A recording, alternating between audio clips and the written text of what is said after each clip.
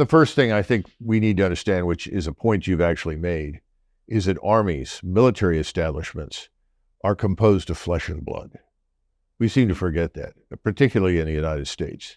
We tend to think in terms of technology and money. We lose sight of the human factor. That's also the cultural factor. Yes, and with the human factor comes everything.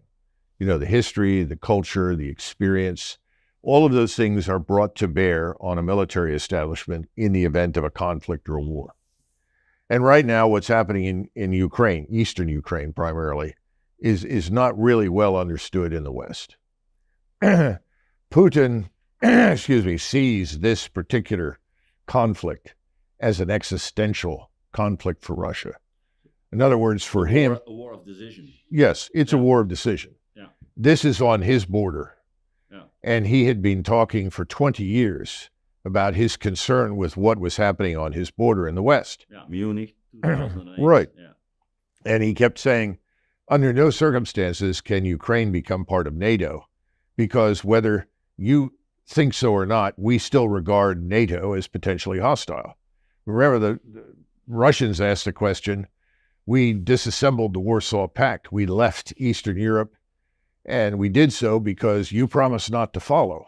In other words, not to fill the vacuum that we'd left behind, and ultimately not to threaten us in any way. It was very obvious to him in the first part of the 21st century that Ukraine was being used as a potential battering ram against Russia, or what was left of Russia.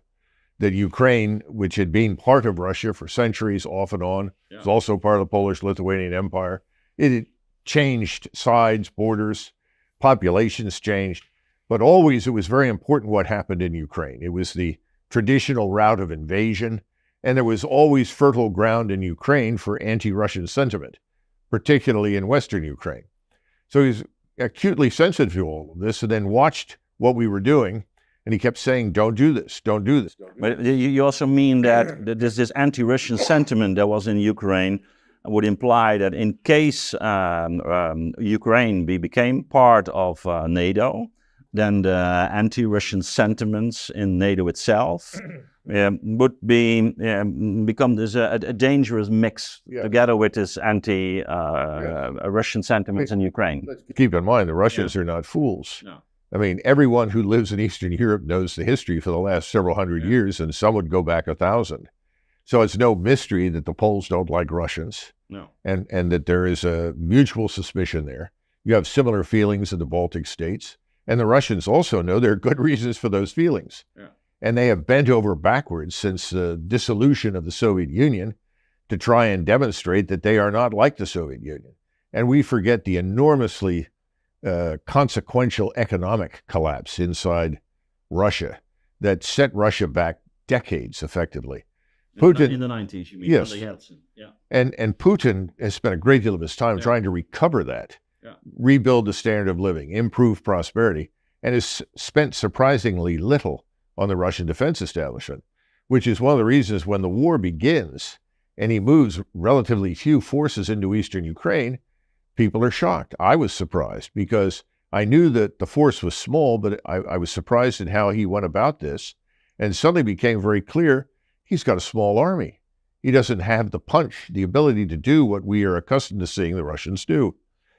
And it's interesting to me to listen to people in the West who castigated the quality of the Russian army and its smallness and so forth, arguing, well, see, there's nothing to fear and this could always be defeated. And that was behind the scenes what Washington continued to tell Ukrainians. And we put effectively a puppet regime into power in Kiev that was pro-Western and anti-Russian. And we threw the anti-Russian regime in Kiev out. We used our Ukrainian allies to do that, but that's effectively what we did. And then we began to see election after election, and you could always see the electoral map, and you saw that everyone who was east of the Dnieper River and part of the northern portion that touched Belarusia, all the way down and through Crimea, was always pro-Russian. And west of the river tended to vote, on the whole, in support of the Western perspective, the Western orientation, and wanted to divorce itself from Russia. And in 2014, I was interviewed on RT, and I asked them to put the electoral maps up, and they said, so what is your point? The point is there should be a referendum. Let these people vote themselves out of one country and into another if that's what they want to do. And I said, we should facilitate this. This is what OSCE exists to do. This is what we as Americans should be interested in. Let these people govern themselves as they see fit. And clearly one side is unambiguously Russian, the other is not. I had a conversation with Nikolai Petro just the other day, and he talked about the history of this inner conflict within Ukraine, and it's very important to it. Yeah, I mean, if you go back to the 1700s, you're dealing with Charles XII of Sweden, and you have left bank, right bank Cossacks. Yeah. You have Cossacks fighting with the Russians and Cossacks fighting against the Russians. That reaches all the way up through World War II. But the point is, let's just acknowledge this exists and have a referendum. Well, then I was pilloried and attacked on the Hill that, the Ukrainian territorial integrity must remain unchanged. And of course, by now, the Russians, fearing they would have a NATO naval base in Crimea, had already invaded and seized Crimea. Yeah, let's get back to where you started.